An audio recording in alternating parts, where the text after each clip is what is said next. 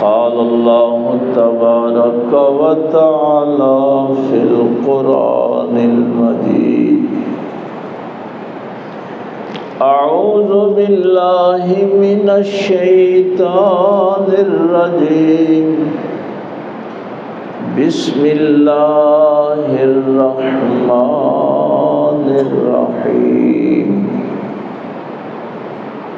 يا أيتها النفس المطمئنة ارجعي إلى ربك راضية مرضية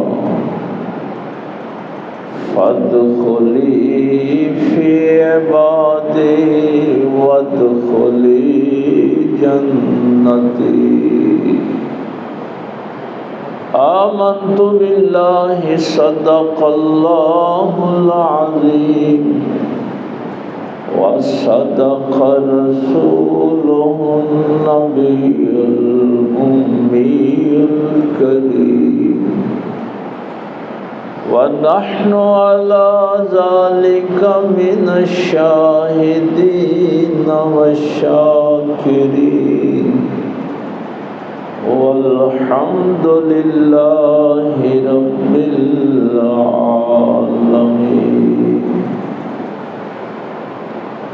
قال الله تبارك وتعالى في شان حبيبه مخبرا وآمرا إن الله وملائكته يصلون على النبي يا أيها الذين آمنوا صلوا عليه وسلموا تسليما اللهم صل على سيدنا مولانا محمد وعلى آل سيدنا ومولانا محمد وبارك وسلم اللهم صل على سيدنا ومولانا محمد وعلى آل سيدنا ومولانا محمد وبارك وسلم اللهم صل على سيدنا ومولانا محمد وعلى آل سيدنا ومولانا محمد وبارك وسلم اللہ رب العزت کی حمد و ثنا کے بعد اور پاک پیغمبر صلی اللہ علیہ وآلہ وسلم کی بابرکت منزہ اور کریم ذات پہ ہدیہ درود و سلام پیش کرنے کے بعد نہایت ہی واجب الاحترام معزز و محترم امام مسجد حاضہ علامہ سعید صاحب، دیگر معزز سامعین، بزرگ و دوست و عزیز بھائیوں، ظاہر ہے آج آپ سارے بھی ایک خاص کیفیت میں تشریف لائے ہیں۔ جمعے کا دن ہے اور 10 محرم 60-61 ہجری میں بھی اس دن جمعہ کا ہی دن تھا اور وقت بھی یہی تھا، تو ظاہر ہے ایک میرے جیسے طالب علم کے لیے ان کیفیات کا احاطہ کرنا بہت مشکل ہے۔ میں تو ظاہر ہے قرآن کریم کا طالب علم ہوں۔ چند گزارشات چونکہ میرے پاک پیغمبر صلی اللہ علیہ وآلہ وسلم دونوں چیزیں چھوڑ کے گئے ہیں، قرآن اور اہل بیت، اور نجات کے لیے ان دونوں کے دامن کو مضبوطی سے پکڑنا ضروری ہے۔ میں ابتدا میں اگر ایک جملہ آپ سے کہہ دوں تاکہ اس پہ ہم اپنی گفتگو کی عمارت جو ہے وہ استوار کر سکیں۔ سورہ حمد میں یہ دباچہ ہے پورے قرآن کا، یعنی قرآن میں آگے جتنے بھی موضوعات ڈسکس ہونے ہیں وہ سارے سورہ فاتحہ میں۔ یہ ایک چیز آپ کے ذہن میں ہونی چاہیے۔ اب اس میں دو اہم چیزیں ہیں ہمارے لیے، ایک ہے صراط مستقیم، اہدنا الصراط المستقیم، اور ایک ہے اس راستے پہ چلانے والے انعام یافتہ۔ یعنی سورہ حمد میں ایک چیز بیان نہیں ہوئی کہ اللہ نے سیدھے راستے کی بات کر دی اور بات ختم کر، نہیں، سیدھا راستہ بھی ضروری ہے اور صراط الذین انعمت علیہم کہہ کے بتا دیا گیا ہے کہ اس راستے پہ چلانے والے بھی ضروری ہیں۔ کوئی مت یہ کہے کہ میں نے قرآن پڑھ لیا اور مجھے سیدھا راستہ آ گیا۔ ہاں، یہ ممکن نہیں ہے۔ تو اب ہم نے صرف ایک بات کی طرف اشارہ آج صرف ہو سکے گا کہ یہ جو سیدھے راستے پہ چلانے والے ہیں ان کی زندگی سے ہم نے حاصل کیا کیا ہے۔ اور یہ جو سورہ فجر کی آخری آیات میں نے تلاوت کی ہے، ماشاءاللہ جو ہمیں مستقل سنتے ہیں ان کے تو میں چہرے ہی دیکھ رہا تھا جب میں نے آیت کی تلاوت کی کہ جو ہی نفس مطمئنہ کا لفظ میری زبان سے نکلا تو آپ کے ذہن میں حسین آ گیا۔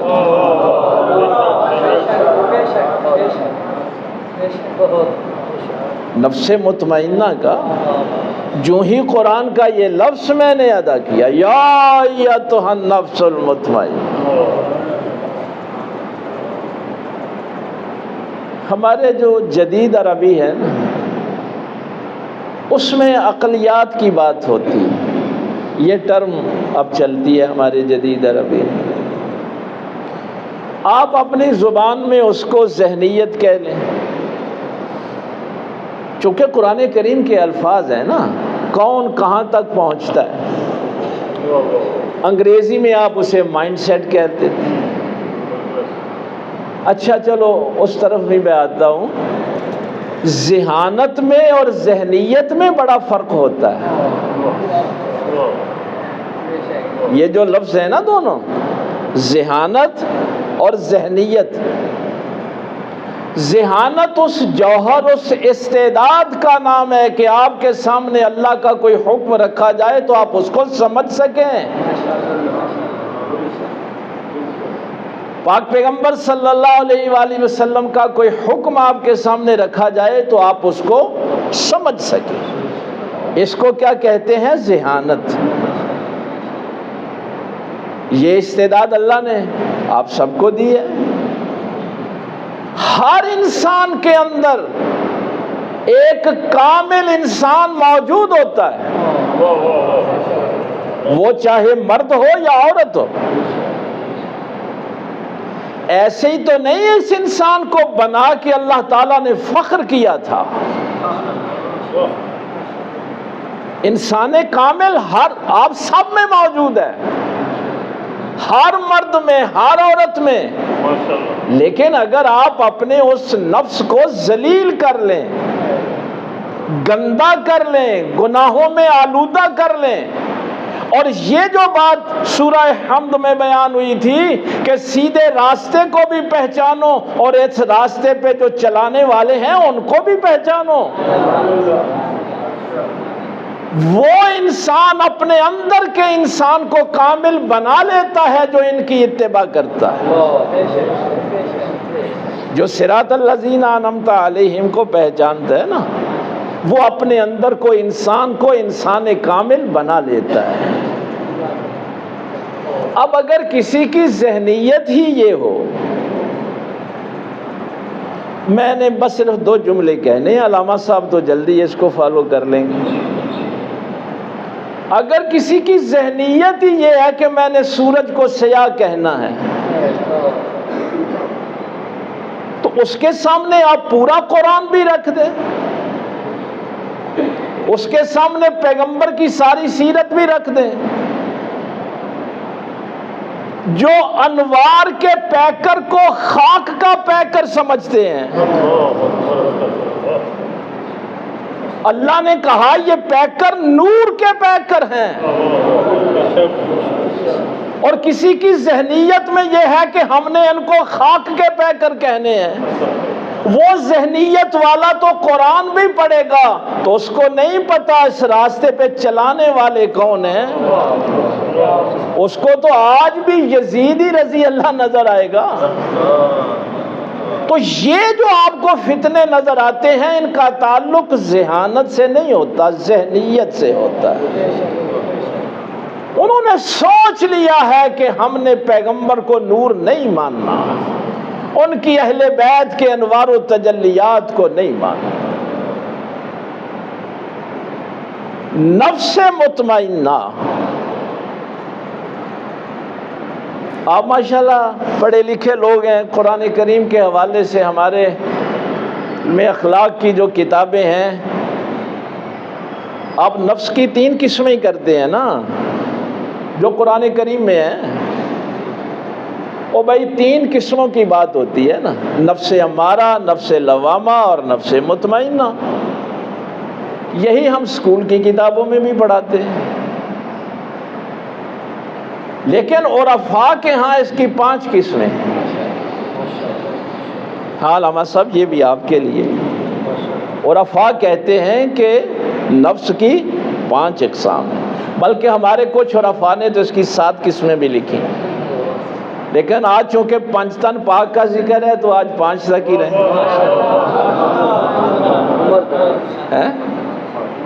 آج 5 تک ہی رہیں۔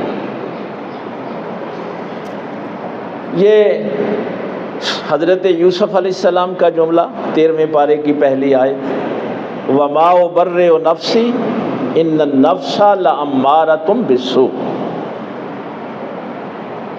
نفس امارہ،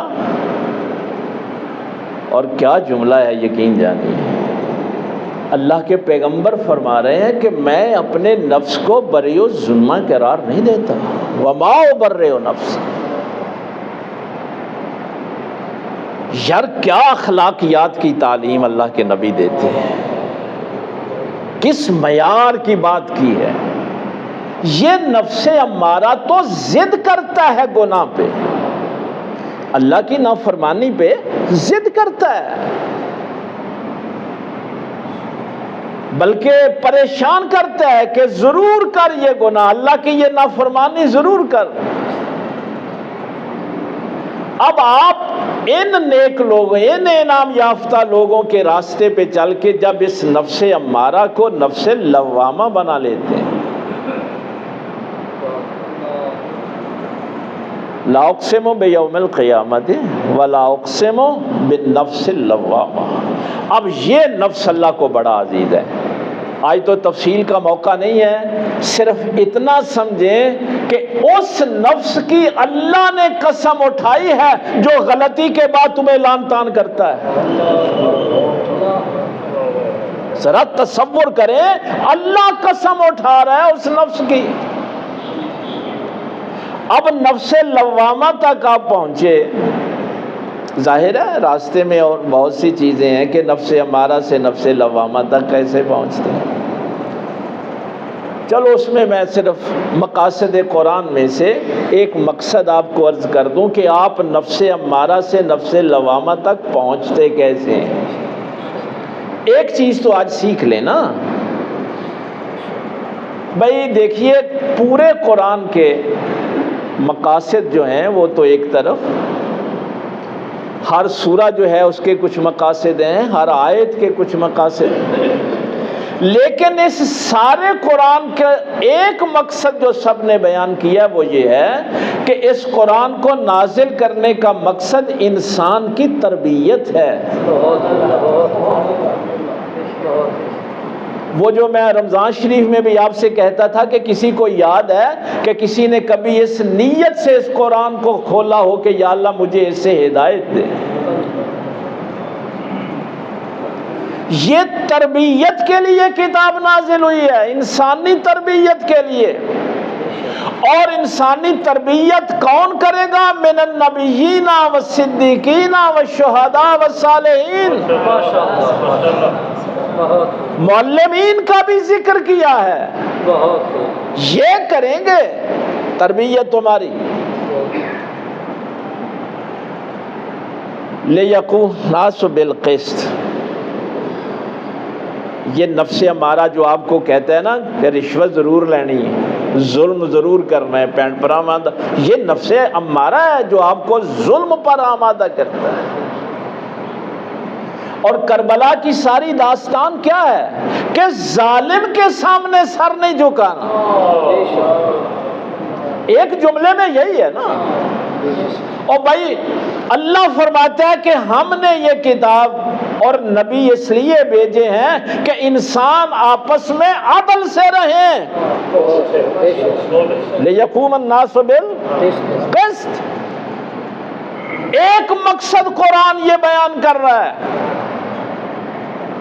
کہ نبیوں کے آنے کا بھی، تمام انبیاء کے آنے کا ایک ہی مقصد ہے، اور اس کتاب کو بھی نازل کرنے کا ایک ہی مقصد ہے کہ انسان آپس میں عدل سے رہے۔ لیکن یہاں مصیبت یہ ہے کہ چھوٹا موٹا یزید تو ہمارے اندر بھی ہوتا ہے۔ یہ ایسے ہی ہم آج کو سبیلے لگا کے کوئی نعرے شارے مار کے، اصل وہ جو ظلم کرنے والا نفس ہے وہ ہمارے اندر ہوتا ہے۔ ہم خود ظالم نہ بھی ہوں تو کسی ظالم کی تعریف کر کے یزیدی ضرور بن جاتے ہیں۔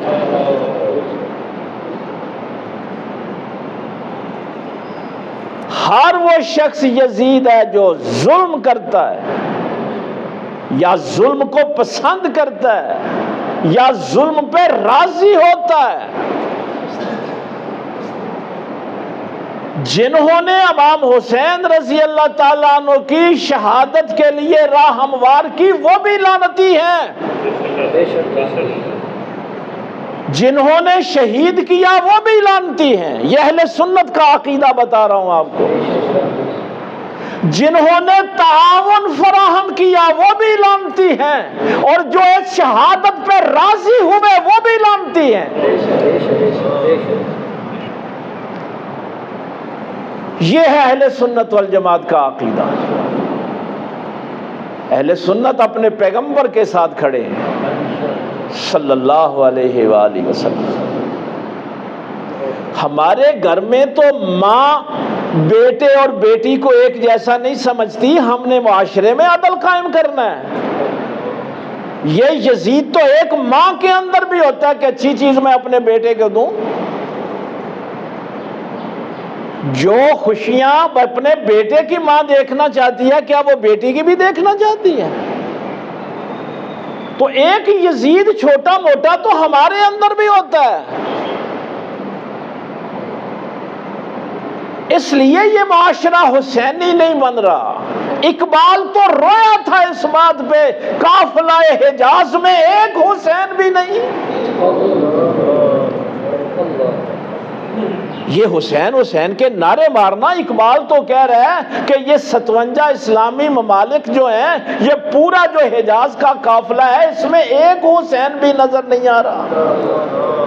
کوئی ظالموں کے معاون ہیں، کوئی ظالموں کی تعریف کرتے ہیں، کوئی ظلم کو پسند کرتے ہیں، کوئی خود ظالم ہے۔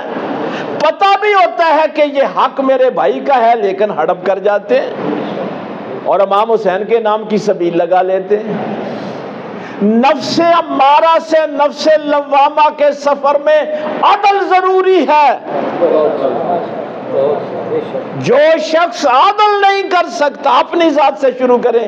حکمرانوں کو کچھ نہیں کہنا، ججوں کو کچھ نہیں کہنا، بیوروکریسی کو کچھ نہیں کہنا، اپنی ذات سے۔ کیا میں نے اپنے گھر میں عدل کیا؟ اپنے بہن بھائیوں کے ساتھ عدل کیا؟ میرے ذمے جو فرائض تھے میں نے ادا کیے؟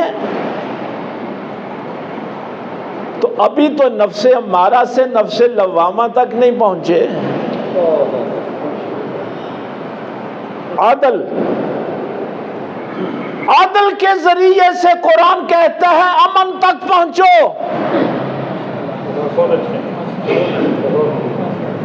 عدل کیوں دیا ہے؟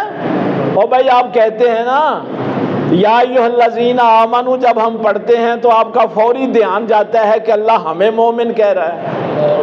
او مومن امن والے کو کہتے ہیں، ظالم کبھی مومن نہیں ہو سکتا.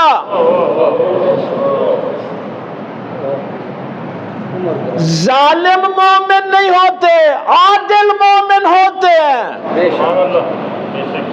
جو اللہ قرآن میں حکم دے کہ انسانوں میں نے نبی اور کتابیں اس لیے بھیجی ہیں کہ زندگی عدل سے گزارو، وہ خدا خود کتنا عادل ہوگا. نعرہ تکبیر، نعرہ تکبیر، نعرہ رسالت، نعرہ حیدری، حسینیت حسینیت زندہ باد.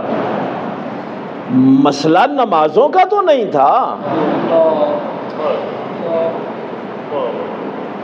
وہ بڑھیا بات ہمارے محققین نے جو کی ہے.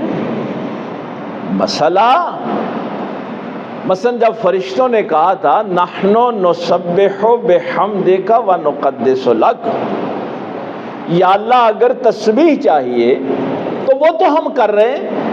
نحن نسبح، تیری حمد ہم نہیں کر رہے، تجھے سجدے نہیں کر رہے، رکوع نہیں کر رہے. اگر انسان اسی لیے پیدا کرنا ہے تو یہ کام تو آلریڈی ہو رہا ہے، پھر اس کو کیوں بنانا ہے؟ نہیں، اس نے صرف سجدے نہیں کرنے. جب قربانی کا وقت آئے گا تو میری راہ میں جان بھی دے گا، مال بھی دے گا. وہ محبت کا جذبہ تم میں نہیں ہے جو اس انسان میں ہے. اس سے میں نے کو صرف سجدے کروانے ہیں. ویسے چلو آج مجھے حضرت صاحب کی بلا کی رحمت اللہ تعالی علیہ کی بات، میں چوتھی جماعت میں تیسری چوتھی میں پڑھتا تھا. ایک مفتی صاحب کی ابائی سے دوستی تھی، ان کو ملنے کے لیے چلے گئے. وہاں گفتگو چل نکلی ایاک نعبد و ایاک نستعین. اللہ اللہ، یہ کوئی 76 77 کی بات ہے. وہ مجھے آج تک جملہ مفتی صاحب کا یاد ہے جو ابا جی کو انہوں نے کہا کہ جب ہم اکیلے نماز پڑھتے ہیں تو پھر بھی یہی کہتے ہیں نا ایاک نعبد، یا اللہ ہم عبادت کرتے ہیں. جمع کا صیغہ، حالانکہ نماز ہم اکیلے پڑھ رہے ہیں. وہاں عابدو نہیں کہتے کہ میں عبادت کرتا ہوں. چاہیے تو یہ ہے کہ جب اکیلا پڑھے تو عابدو کہیں، جب اکٹھے پڑھیں تو نعبدو کہیں. بڑا جملہ انہوں نے کہا اکیلے میں بھی نعبدو پتہ ہے کس لیے ہے؟ اس لیے ہے کہ جب قیامت والے دن میرے یہ ریاکاری والے سجدے اللہ ریجیکٹ کر دے تو میرا پیغمبر اپنی امت کے سجدوں کے اوپر حسین کا سجدہ رکھ کے پیش کر رہا ہے. نعرہ تکبیر، نعرہ رسالت، نعرہ حیدری، حضرت امام علی مقام امام حسین، حسینیت، حسینیت، علماء اہل سنت. اب پتہ ہے اکیلے بھی نعبدو کیوں کہتے ہیں؟ مولا میں نعبدو کی بات کر رہا ہوں، میرے سجدے نہ دیکھنا، ان سجدوں میں کربلا والوں کے سجدے بھی. ہم تیری ہی عبادت کرتے ہیں.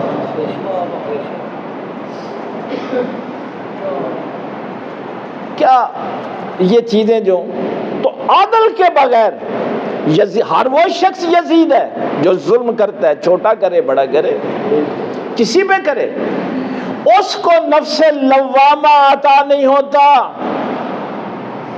وہ لان تان کرنے والا نفس، یعنی آپ زیادتی کریں تو آپ کا نفس آپ کو جھنجھوڑ دے، غلط کیا ہے تو نے.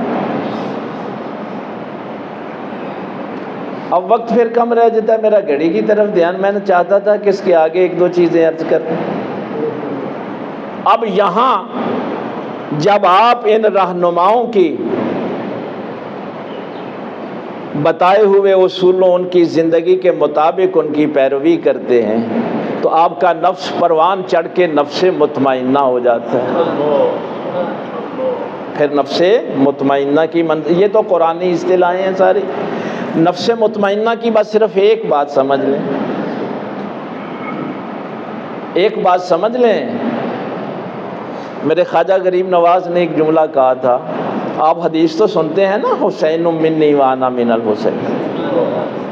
میرے خواجہ غریب نواز پتہ ہے کیا فرمایا کرتے تھے؟ وہ فرماتے تھے ندائے روحی، یہ جو اللہ نے فرمایا نا وَنَفَخْتُ فِيهِ مِن روحی، کہ ہم نے آدم میں روح پھونکی ہے، ندا، یہ جو روحی کی ندا ہے، ندائے روحی روح است حسین۔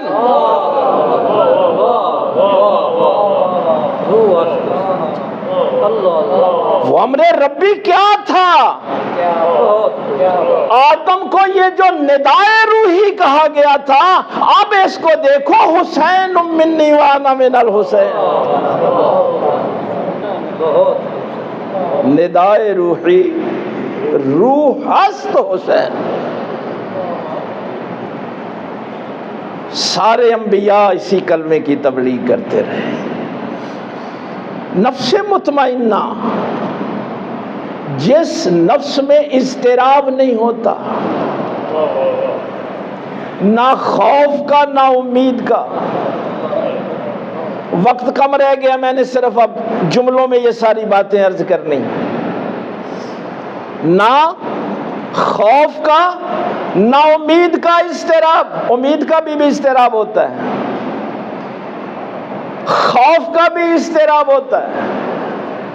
اس کا حل میرے پاک پیغمبر صلی اللہ علیہ وسلم نے دو لفظوں میں بیان فرمایا۔ مومن مضطرب نہیں ہوتا، یا صبر میں ہوتا ہے یا شکر میں ہوتا ہے۔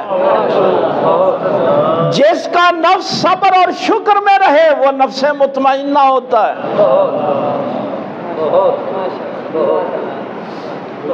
وہ ہے نفس مطمئنہ۔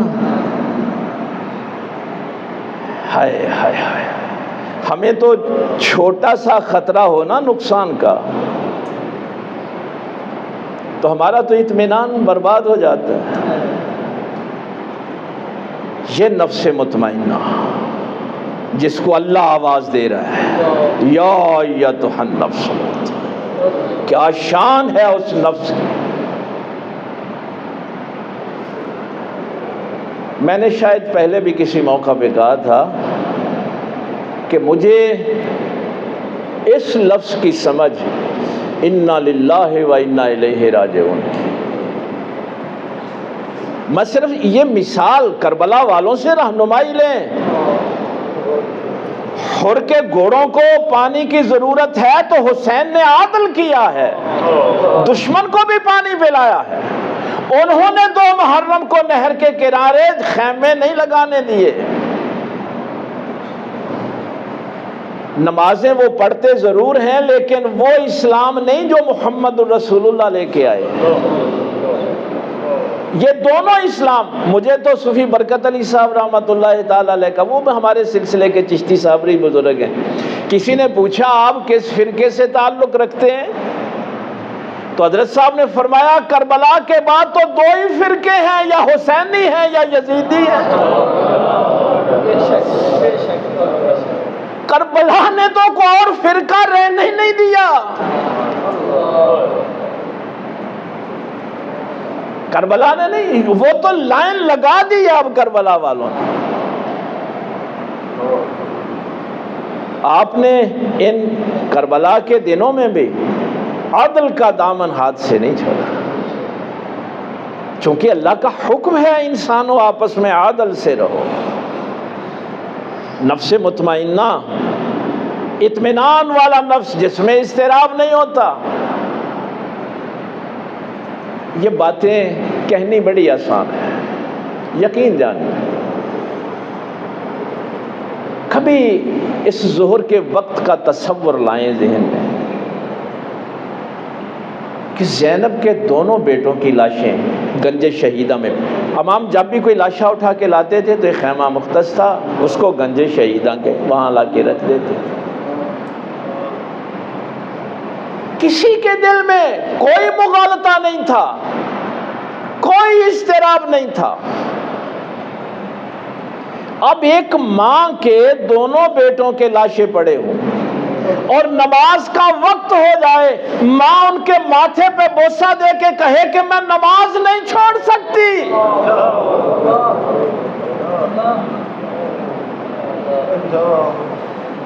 کتنی مائیں ہیں آج ہماری، صراط الذین انعمت علیہم، جنہوں نے تمہیں اس سیدھے راستے پہ چلانا ہے انہوں نے خود چل کے دکھایا ہے۔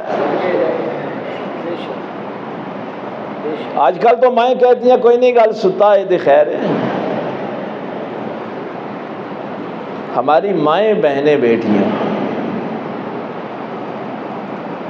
آج کبھی تصور دیکھنا چاہتا ہوں تو فلسطین کی ماؤں کو دیکھتا ہوں یا ایران کی ماؤں کو دیکھتا ہوں جنہوں نے بچے واقعی اللہ کے بارگاہ میں قربان کرنے کے لیے تیار کیے، اور پھر آپ نے دیکھ لیا کہ پوری دنیا کی طاقت ایک طرف تھی اور ایران کیسے استقامت کے ساتھ اللہ پر بھروسہ، اللہ پر بھروسہ نہیں ٹوٹنا چاہیے۔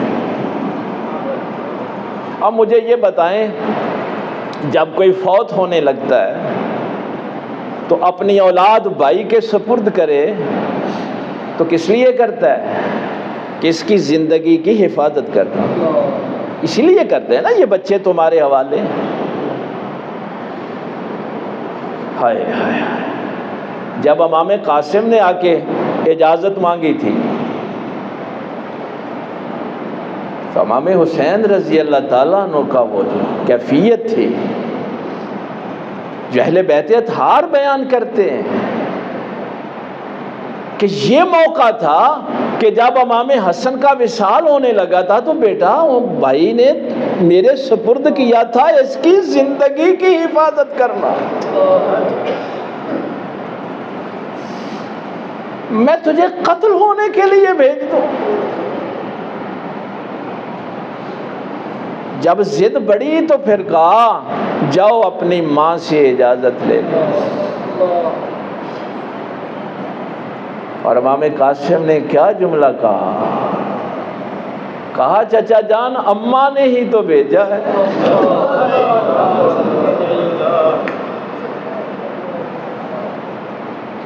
کبھی اپنی ماؤں کو سیدہ زینب کی ہسٹری بھی پڑھائیں یار۔ دیکھیے بچہ ٹھوکر کھا کے گر جائے نا تو ماں اوپر لیٹ جاتی ہے، یہاں تو ماں نے سامنے کھڑے ہو کے دیکھنا ہے بچے کے جسم میں تیر لگ رہے، تلواروں سے کاٹا جا رہا ہے، لیکن حق واضح ہے کہ حق علی کے ساتھ ہے، حق حسین کے ساتھ ہے۔ جب حق واضح ہو جائے تو پھر اس جان کی کوئی پرواہ نہیں۔ ہر بچے کے علم میں تھا، ہر ماں کے علم میں تھا۔ یہ کوئی ایک فرد کی بات نہیں تھی، پوری جماعت کی بات تھی۔ اور میں دوسرے بدبختوں کے لیے بھی عرض کر دوں، کچھ لوگوں نے 18 اہل بیت کے افراد لکھے ہیں، یہ امام طبری نے، ابن جریر نے جو جملہ لکھا ہے کہ یہ یزیدی فوجیوں نے رپورٹ کیا کہ جب امام قاسم نکلے تھے تو یزیدی فوجی کہنے لگے یہ 14ویں کا چاند نکل آیا۔ وہ اپنی ماں کو کتنا عزیز ہوگا جو دشمنوں کی نظر میں اتنا خوبصورت تھا، لیکن اللہ کا دین، اللہ کی وحدانیت، خدائے ذوالجلال کے احکامات، ان کے سامنے کسی کی کوئی اہمیت نہیں، نہ جان کی نہ مال کی۔ اللہ غنی، اللہ غنی۔ تو صبح یہ 2 گروہ بنے تھے، 18 اہل بیت کے افراد اور 52 اصحاب اور ان کی اولاد. ظہر تک کوئی اہل بیت، یہ 12 بجے تک اہل بیت کا کوئی فرد شہید نہیں ہوا. یہ جو آج بدبخت کہتے ہیں نا کہ صحابہ کہاں تھے، جب تک صحابہ اور ان کے بیٹے میدان کربلا میں زندہ رہے ہیں، اہل بیت کا کوئی فرد شہید نہیں ہوا. اور انہوں نے یہ فیصلہ کیا تھا کہ قیامت والے دن ہم رسول اللہ کو کیا منہ دکھائیں گے کہ ہماری موجودگی میں ان کی اہل بیت کو تکلیف پہنچی. یہ 52 صحابہ تھے اور ان کی اولادیں تھیں. یہ اصحاب رسول تھے، ان کی اولادیں تھیں. ان کو بھی کوئی مغالطہ نہیں تھا. اور حسین کی فتح اس بات کی ہے کہ حسین کے لشکر سے ایک بھی لالچی نہیں بنا کہ یزید کی طرف جائے. وہاں سے 30 لوگ آئے ہیں کہ ہم حق کا ساتھ دینے آئے ہیں، موت کے لیے آئے ہیں، شہادت دینے کے لیے آئے ہیں. کیا کیا صدمے آقا حسین نے سہے اس دن. لیکن اسلام کا پرچم سرنگوں نہیں ہونے دیا، اللہ کی توحید سرنگوں نہیں ہونے دی. ظالم کے سامنے سر نہیں جھکایا. اور پھر آخر میں وہ 6 ماہ کا بچہ جس کے حلق سے آواز بھی نہیں نکل رہی تھی، رونے کی آواز بھی نہیں نکلی، یہ ان کی اصلیت بتانا تھی. بچے کو پانی پلانا کوئی مذہبی مسئلہ نہیں ہے، انسانی مسئلہ ہے. یہ کوئی مذہبی نہیں ہے، انسانی مسئلہ ہے. ان کے اندر سے انسانیت ہی ختم ہو گئی. پچھلے سال میں نے آپ سے کہا تھا نا، جب آپ پریشان ہوتے ہیں کہ آج کل لوگ اہل بیت کے خلاف یہ بات بھی کرتے ہیں، یہ بات بھی کرتے ہیں، تو میں نے پچھلے سال بھی، وہ ریکارڈنگ موجود ہے، میں نے آپ سے کہا تھا یہ اللہ کا فیصلہ ہے کہ میں کسی نجاست کو اہل بیت کے قریب نہیں جانے دوں گا. نجس میرے پیغمبر کی اہل بیت کے قریب نہیں جا سکتا. اور پھر وہ ظاہر ہے حرملہ کا تیر لگا، گلے میں لگا، ہاتھوں میں خون آ گیا. اب یہاں پہ چونکہ وقت بھی ہو گیا ہے، اب اس موقع پہ انا للہ و انا الیہ راجعون، رضان بقضائے، میں اس کے فیصلے پہ راضی ہو گیا، وتسلیما لامرہ، اور میں نے اس کے حکم کے سامنے سر تسلیم خم کر دیا. ہمارے مفسرین نے، علامہ صاحب یہ جو آگے جملہ ہے، راضیۃ مرضیہ، جب حسین نے اپنے بیٹوں کے لاشیں اٹھا کے کہا مولا میں تیرے فیصلوں پہ راضی ہو گیا اور میں نے سر تسلیم تیری بارگاہ میں خم کر دیا، تو چوتھی نفس کی قسم راضیہ تھی. اب یہ نفس مطمئنہ نہیں تھا، نفس راضیہ تھا. اور 5واں نفس مردیہ. اب اللہ کہے حسین میں بھی تجھ سے راضی ہوں.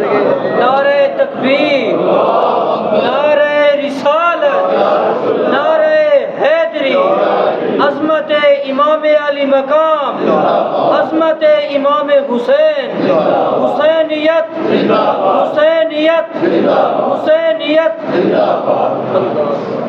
یہ تینوں نفس حسین کے ہیں. نفس مطمئنہ پروان چڑھا تو نفس راضیہ کی منزل پہ گیا، اور نفس راضیہ پروان چڑھا تو نفس مرضیہ کی منزل پہ چلا گیا۔ اور جان بوجھ کے ان بدبختوں نے جان بوجھ کے، یہ آج کا ہی مسئلہ نہیں ہے۔ مدینے والوں نے جب احتجاج کیا اس ظلم کے خلاف تو 700 صحابہ تو وہاں بھی شہید کیے گئے۔ یزید کی فوجوں نے جا کے مدینے کو تہو بالا کر دیا۔ ظلم کے خلاف آج بھی آپ احتجاج کریں گے تو یزیدی یہی کچھ کریں گے۔ یہ ایک دن کی بات نہیں ہے، یہ قیامت تک حسینی اور یزیدی رہنے۔ مکے والوں نے احتجاج کیا تو خانہ کعبے کو ہی آگ لگا دی۔ یہ پرانا وتیر ہے یزیدیوں کا۔ مدینے کی عورتیں تم پہ حلال ہیں، ان کا مال لوٹ لو، گھر توڑ دو، فیکٹریاں توڑ دو۔ کیا مدینے والوں نے غلطی کی ہے؟ احتجاج کیا ہے کربلا کے خلاف، ظلم ہوا ہے۔ میں صرف آخر میں سرکار مجدد الفسانی شیخ احمد سرہندی رحمہ اللہ کا جملہ آپ تک پہنچانا چاہتا ہوں۔ جب اکبر بادشاہ کے خلاف دین الہی کا، بھائی ہر دور میں پھر حسین والے تو زندہ ہیں ہی نا، دین اکبری کا، دین الہی کا اعلان ہو گیا کہ جس کو تم ذبح کرتے ہو مارتے ہو اس کو کھا لیتے ہو، جس کو اللہ مارتا ہے اس کو کیوں نہیں کھاتے؟ کیا کیا شکیں اس دین میں ڈالی گئی۔ بھائی جو جانور مرتا ہے اس کو اللہ مارتا ہے، جس کو ذبح کرتے ہو اس کو تم مارتے ہو۔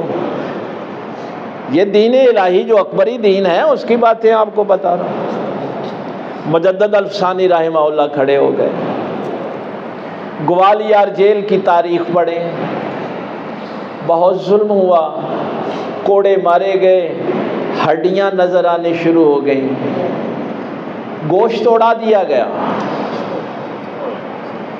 علامہ اقبال نے آج کل کے پیروں کو ایسے ہی کہا تھا، نکل کر خانقاہوں سے ادا کر رسم شبیری۔ تیرے آستانے کی کیا اوقات ہے کسی پیر کا، کسی ولی کے دربار کا تو متولی ہوگا، حسین تو نبی پاک کے دربار کا متولی ہے۔ یہاں کروڑوں کی گاڑیوں میں بیٹھ کے عیاشی کی زندگی گزار کے حسین کا نام لینا، مجدد الفسانی سے پوچھ، نکل کر خانقاہوں سے ادا کر رسم شبیری۔ پوچھا گیا آقا یہ اتنا ظلم برداشت کر لیتے ہیں؟